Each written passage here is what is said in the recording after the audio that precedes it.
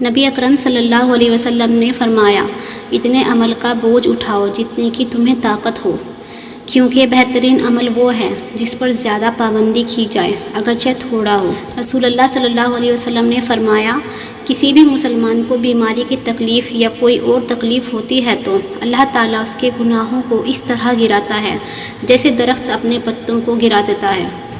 اللہ جب حفاظت کرنے پر آتا ہے تو سب سے کمزور مکڑی کے جالے کی دیوار راستے میں حائل کر دیتا ہے، جسے دنیا کی بڑی سے بڑی طاقت بھی نہیں گرا سکتی۔ اس لیے بھروسہ اور یقین صرف اللہ تعالیٰ کی ذات پر رکھیں، کیونکہ وہ مسبب الاسباب ہے۔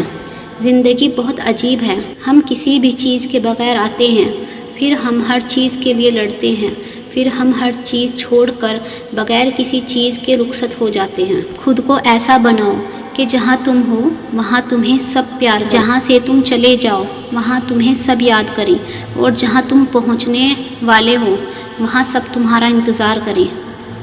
تم اپنے لیے سچائی کو لازم کر لو، کیونکہ سچائی نیکی کے ساتھ ہی ہوتی ہے، اور یہ دونوں جنت میں ہوں گی۔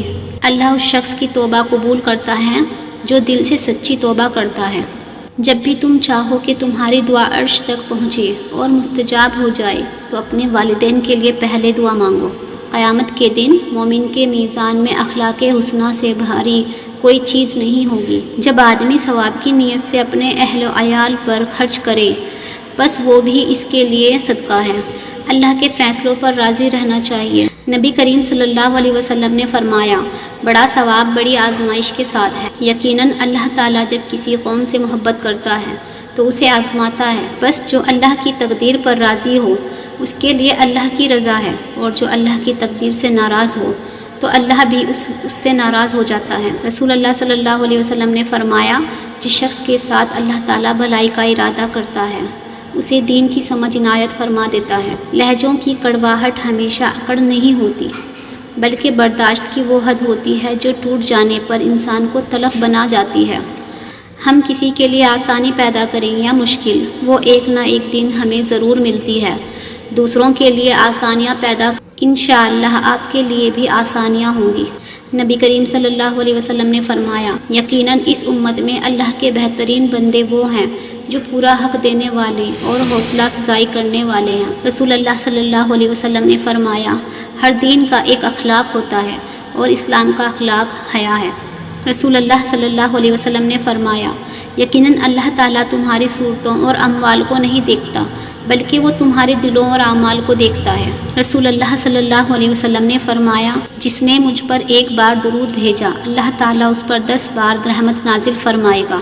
رسول اللہ صلی اللہ علیہ وسلم نے ارشاد فرمایا، جو اپنے والدین کو خوش کرتا ہے وہ اللہ کو خوش کرتا ہے، اور جو آدمی اپنے والدین کو ناراض کرتا ہے وہ اللہ کو ناراض کرتا ہے۔ رسول اللہ صلی اللہ علیہ وسلم نے فرمایا، جو شخص مومن مردوں اور عورتوں کے لیے مغفرت کے لیے دعا کرتا ہے اللہ تعالیٰ اس کے لیے ہر مومن مرد اور عورت کے بدلے میں ایک نیکی لکھ دیتا ہے۔ ایسی دوستی نہ کرو جس پر پچھتاوا ہو۔ روز قیامت بہت سے افراد ایسے ہوں گے جن کی ناکامی اور گمراہی کا سبب ان کے دوست بنیں گے۔ محبت اور عزت کے لیے جھک جائیں، لیکن جھک کر محبت اور عزت نہ مانگیں۔ اگر تم اپنے رب پر بھروسہ رکھتے ہو تو یہ بھی جان لو کہ تمہارا رب اس بھروسے کو کبھی ٹوٹنے نہیں دے گا۔ اللہ تعالیٰ کو پسند ہے وہ دل جس میں اس کے مخلوق کے لیے درد اور احساس ہو۔ انسان کو کوئی چیز اتنا نہیں بدلتی جتنا اس کے دل پہ گزری ہوئی تکلیفیں اسے بدل دیتی ہے، اور تکلیفیں بھی وہ جو اس نے تنہا جھیلی ہو۔ یقین کی ایک ڈور ٹوٹتی ہے تو رب ہمیں دوسری ڈور سے فوراً جوڑ دیتا ہے۔ ہم تھک کر رہ جاتے ہیں تو وہ چلنے کی ایک نئی وجہ دے دیتا ہے۔ وہ ہمیشہ ہمارے ساتھ رہتا ہے، آزمائش کے ساتھ بھی اور آزمائش کے بعد بھی۔ جب دل میں میل، طبیعت میں ضد اور لفظوں میں مقابلہ آ جائے تو یہ تینوں جیت جاتے ہیں، بس صرف تعلقات اور رشتے ہار جاتے ہیں۔ جی چاہتا ہے زندگی 2 سجدوں میں گزر جائے، ایک سجدہ شکر اور دوسرا سجدہ استغفار کا۔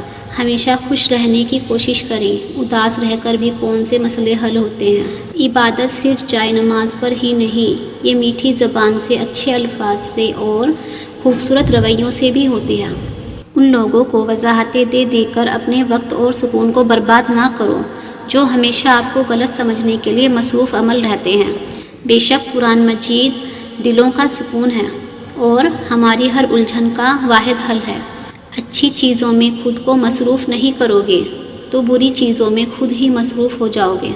اچھے لوگوں کی سنگت میں رہا کرو، سنار کا کچرا بھی بادام سے مہنگا ہوتا ہے۔ اللہ رب العزت ہر اس دل کی مدد کرے جو مضبوط ہونے کا دکھاوا کرتا ہے اور سب سے زیادہ ٹوٹا ہوا ہے۔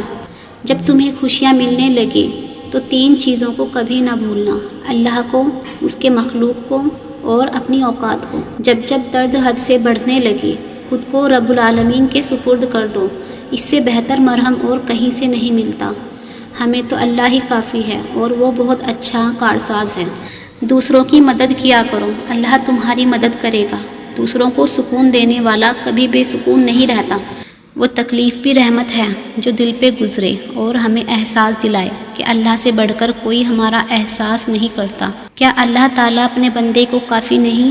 اپنے غموں اور پریشانیوں کو سینے میں دفن کر دو، اگر انہیں چہرے پر سجاؤ گے تو کمزور ہو جاؤ گے۔ ٹوٹی ہوئی چیز ہمیشہ پریشان کرتی ہے، جیسے دل، نیند، بھروسہ اور سب سے زیادہ کسی سے لگی ہوئی امید۔ حضرت علی رضی اللہ تعالیٰ عنہ نے فرمایا، کسی سے نہ ڈرو، نہ جھکو، نہ مانگو، یہ سب لوگ فقیر ہیں، اللہ سے مانگو، وہ غنی اور بادشاہوں کا بادشاہ ہے۔ اللہ کی ذات سے کبھی نا امید مت ہونا، وہ زندگی وہاں سے شروع کر سکتا ہے جہاں سے آپ تصور بھی نہیں کر سکتے۔ بے شک جس کے لیے اللہ کی ذات کافی ہو اس کو کسی اور سہارے کی ضرورت نہیں پڑتی۔ جو رات کے بعد صبح اور گرمی کے بعد ٹھنڈ دیتا ہے وہی خدا پریشانی کے بعد خوشیاں بھی دے گا انشاءاللہ۔ کسی بھی شخص کا دوسرا چہرہ تلاش کرنے کی کوشش نہ کرو، تمہارے لیے یہی کافی ہے کہ اس نے تمہارا احترام کیا اور اپنا بہتر چہرہ تمہارے سامنے پیش کیا۔ دنیا کا خوبصورت ترین شخص وہ ہے جسے مشکل میں آواز دینا آسان ہو۔ جو نقصان پہنچائے گا اسے نقصان پہنچے گا، اور جو توڑے گا وہ ٹوٹے گا، اور جو ظلم کرے گا اس پر ظلم کیا جائے گا۔